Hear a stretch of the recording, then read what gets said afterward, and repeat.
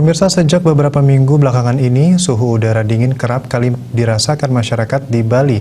Meski masuk musim kemarau, hujan berkategori sedang sempat beberapa kali terjadi.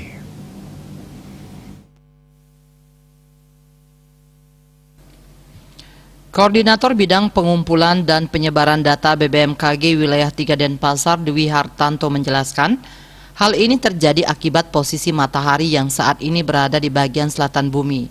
Dampaknya, wilayah atau daerah yang berada di wilayah Khatulistiwa cenderung mengalami pengurangan cahaya matahari.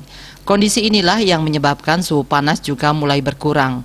Awan-awan konvektif yang terbentuk di wilayah Bali juga berkurang, sehingga panas dari energi radiasi matahari tidak tertangkap oleh awan. Suhu dingin ini biasanya terjadi dari bulan Juli sampai bulan Agustus, utamanya saat dini hari. Ketika matahari bergerak ke utara, suhu akan lebih hangat.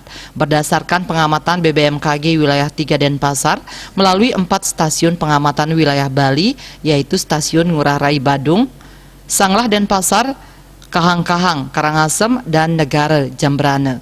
Suhu minimum wilayah Bali terjadi pada tanggal 6 Juli, yaitu mencapai 20 derajat Celcius.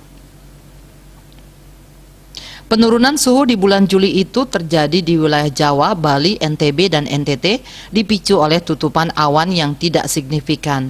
Dampaknya, kandungan uap air yang dapat menyimpan energi panas juga berkurang.